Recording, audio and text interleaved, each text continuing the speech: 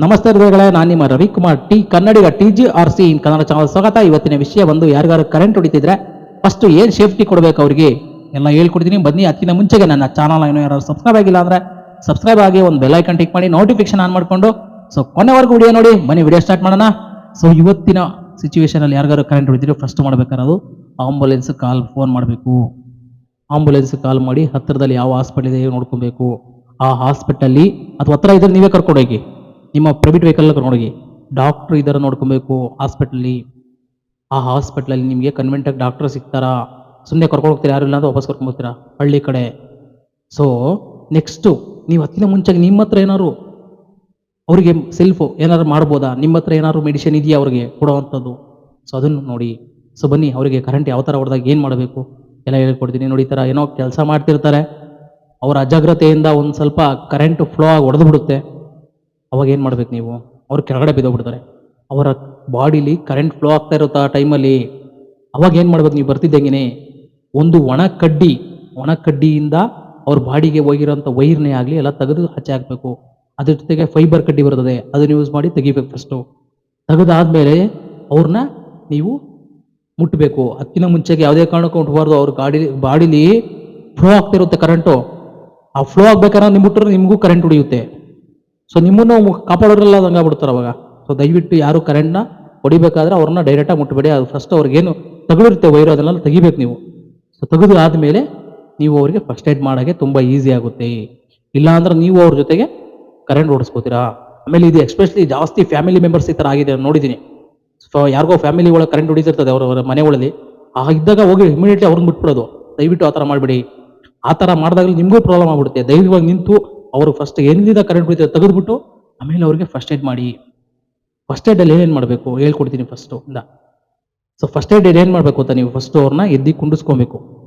ಅವ್ರ ಮೇಲೆಲ್ಲ ವೈರ್ ಏನಾದ್ರು ಬಿದ್ದಿರೋ ತೆಗೆದು ಸೈಡ್ಗೆ ಹಾಕಿ ಕುಂಡಿಸ್ಕೊಂಡು ಫಸ್ಟು ಉಸಿರಾಡ್ತಿದ್ದೀರಾ, ಅವ್ರೇನು ಯಾವ ಥರ ಆಕ್ಟಿವಿಟಿ ಇದೆ ಫಸ್ಟ್ ನೋಡ್ಕೊಬೇಕು.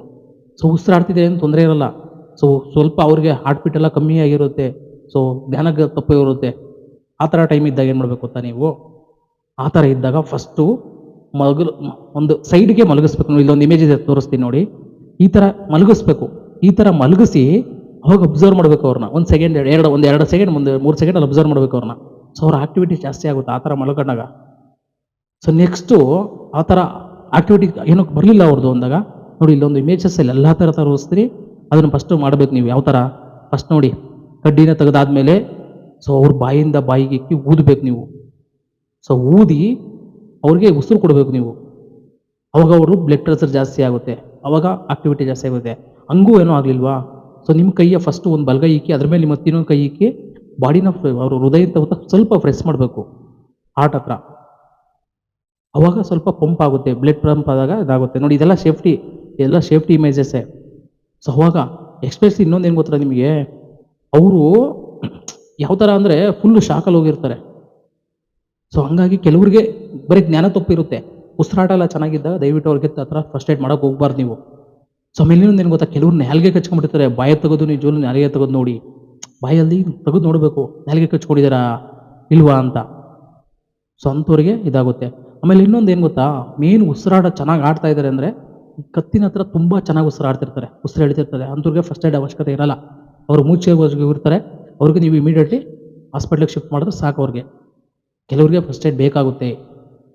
ಯಾರಿಗೆ ಬೇಕಾಗುತ್ತೆ? ತುಂಬ ಕರೆಂಟ್ ಹೊಡೆದು ಅವ್ರ ಹಾರ್ಟು ನಿಂತೋಗಿರುತ್ತೆ, ಅಂಥವ್ರಿಗೆ ಫಸ್ಟ್ ಏಡ್ ಬೇಕಾಗುತ್ತೆ. ಹಿಂಗೆ ನೋಡಿ, ಈ ಥರ ಹಿಂಗೆ ಅಂದರೆ ಅದನ್ನು ಹೆಂಗೆ ಕಂಡುಹಿಡಿಬೇಕು ನೀವು? ಅವ್ರನ್ನ ನರನಾಡಿಗಳಲ್ಲಿ ನೋಡಬೇಕು. ಅವ್ರಿಗೆ ನರಗಳೆಲ್ಲ ವೀಕ್ ಆಗಿದಾವ, ಏನಾದ್ರು ಅಪ್ಪಿತಪ್ಪಿ ಹಾರ್ಟ್ ಬೀಟ್ ಜಾಸ್ತಿ ಇದೆಯಾ ಇಲ್ವಾ ಗೊತ್ತಾಗುತ್ತೆ. ನಿಮ್ಮ ಹೃದಯ ಬಡಿದಕ್ಕೂ ಅವ್ರ ಹೃದಯ ಬಡಿದಕ್ಕೂ ಗೊತ್ತಾಗ್ಬಿಡುತ್ತೆ. ಅದನ್ನು ಫಸ್ಟ್ ಮಾಡಿ, ಅದನ್ನು ಮಾಡಿಕೊಂಡು ಇಷ್ಟನ್ನು ಅಬ್ಸರ್ವ್ ಮಾಡೋದ್ರೊಳಗೆ ನಿಜವಾಗ್ಲೂ ಆಂಬುಲೆನ್ಸ್ ಬರುತ್ತೆ. ಕರ್ಕೊಂಡೋಗಿ. ಆಮೇಲೆ ಮನೆಗಳಲ್ಲಿ ತುಂಬ ವೈರಿಂಗ್ ಹಾಳಾಗಿರುತ್ತೆ, ಆದರೂ ರೈ ಮಾಡಿಸ್ಕೊಳ್ಳಲ್ಲ ನೀವು. ಸಂದರ್ಭದಲ್ಲಿ ಕೆಲವ್ರಿಗೆ ಹೊಡೆದು ಬಿಡುತ್ತೆ ಕರೆಂಟು. ಎಲೆಕ್ಟ್ರಿಷಿಯನ್ ಇಷ್ಟು ದಿನ ಆಯಿತು, ಓಕೆ, ಅದು ಮುಗೀತು, ಅದು ಬಿಡಿ.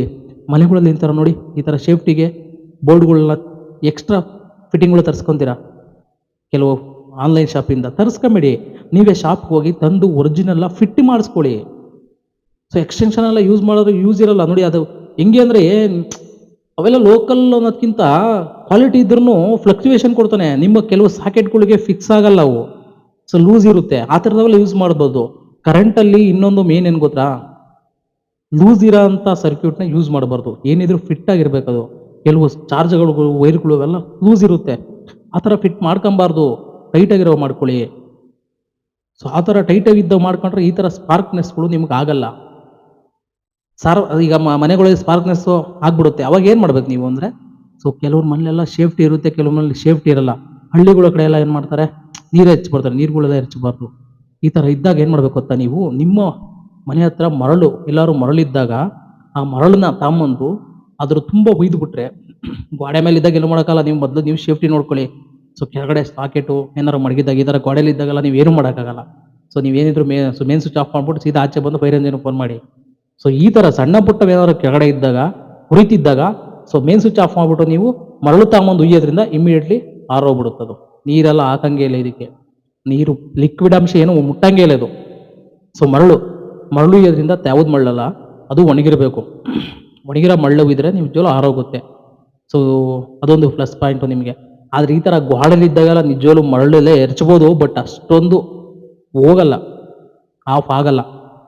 ಸೊ ಹಂಗಾಗಿ ಇಷ್ಟು ಹೇಳ್ತಾ ಇದ್ದೀನಿ. ಆಮೇಲೆ ಇನ್ನೊಂದು ಏನಪ್ಪ ಅಂದರೆ, ನಿಮ್ಮ ಬಾಡಿ ಕರೆಂಟ್ ಬಂದಾಗ ಯಾವ ಥರ ಫ್ಲೋ ಆಗುತ್ತೆ ನಿಜವೂ ತೋರಿಸ್ತೀನಿ ಬನ್ನಿ. ತುಂಬ ಚೆನ್ನಾಗಿದೆ ಇಮೇಜಸ್ಸು ನೋಡಿ. ಇಲ್ಲೂ ಹೆಂಗಿದೆ ನೋಡಿ, ನಿಮ್ಮ ಕೈಯಲ್ಲಿ ಏನಾದ್ರು ಕರೆಂಟ್ ಹೊಡಿತಾ ಐತಿ ಅಂದರೆ ಡೈರೆಕ್ಟ್ ಹೋಗೋದೆ ಹಾರ್ಟ್ಗೆ, ಹಾರ್ಟಿಂದ ಸೀದಾ ಕಾಲ ಹತ್ರ ಹೋಗುತ್ತೆ. ಏನಕ್ಕೆ ಹೋಗುತ್ತೆ, ನೀವು ನಿಂತಿರೋ ಜಾಗದಲ್ಲಿ ತೇವಾಂಶ ಜಾಸ್ತಿ ಇರುತ್ತೆ. ತೇವಾಂಶ ಇರೋ ಜಾಗದಲ್ಲಿ ನಿಜವೂ ಕರೆಂಟ್ನ ಮುಟ್ಟೋಗಿ ಹೋಗ್ಬೇಡಿ. ಸ್ವಿಚ್ ಬೋರ್ಡೇ ಆಗಲಿ, ನಿಮ್ಮ ಮನೇಲಿ ಸ್ವಿಚ್ ಆನ್ ಆ್ಯಂಡ್ ಆಫ್ ಸ್ವಿಚ್ಗಳು ಮಾಡ್ತಿರಲ್ಲ, ಕೆಳಗಡೆ ತೇವಾಂಶ ಇರುತ್ತೆ, ಸ್ವಿಚ್ ಆನ್ ಮಾಡ್ತೀರಾ, ಅಲ್ಲಿ ಸ್ವಲ್ಪ ಸ್ಪಾರ್ಕ್ ಆಗಿ ನಿಮ್ಗೆ ಕರೆಂಟ್ ಬಂತು ಅಂದ್ರೂ ಇಮಿಡಿಯೇಟ್ಲಿ ನಿಮಗೆ ಗ್ರೌಂಡ್ ಆಗುತ್ತೆ. ಸೊ ಅವಾಗ ನಿಮ್ಗೆ ಕರೆಂಟ್ ಹೊಡೆಯುತ್ತೆ. ಸೊ ನಿಜವೂ ಕಾಲಿಗೆ ಸೇಫ್ಟಿ ಯೂಸ್ ಮಾಡ್ಕೊಳ್ಳಿ. ಆದಷ್ಟು ಸ್ವಿಚ್ ಬೋರ್ಡ್ಗಳ ಹತ್ರಲ್ಲ ತ್ಯಾವ ಇದ್ದಾಗ ಅವಾಯ್ಡ್ ಮಾಡಿ, ತ್ಯಾವ ಮಾಡ್ಕೊಬೇಡಿ. ತ್ಯಾವಗಳ ಇದ್ದಾಗ ತುಂಬ ಅದನ್ನು ಸೀಟ್ಕೊಂಡು ನೀಟ್ ಮಾಡ್ಕೊಳ್ಳಿ. ಸೊ ಇಷ್ಟು ಹೇಳ್ತಾ, ಸೇಫ್ಟಿ ಬಗ್ಗೆ ಇನ್ನೂ ಹೆಚ್ಚಿನ ಹೇಳಬೇಕು ಅಂತಿದೆ, ಈ ವಿಡಿಯೋನ ಯಾರೂ ನೋಡಲ್ಲ. ಸೊ ಹಂಗಾಗಿ ಇಷ್ಟಕ್ಕೆ ವಿಡಿಯೋ ಮುಗಿಸ್ತಾ ಇದ್ದೀನಿ. ಸೊ ಇನ್ನು ಮುಂದೆ ಏನಾದ್ರು ಮಾಡ್ತೀನಿ. ನನ್ನ ಚಾನಲ್ನ ಸಬ್ಸ್ಕ್ರೈಬ್ ಆಗಿ. ತುಂಬ ಜನ ಕಮ್ಮಿ, 10 ಜನ, 150-200 ಜನ ವ್ಯೂಸ್ ಆದರೆ 1-2 ಸಬ್ಸ್ಕ್ರೈಬ್ ಆಗ್ತಾಯಿದ್ರ.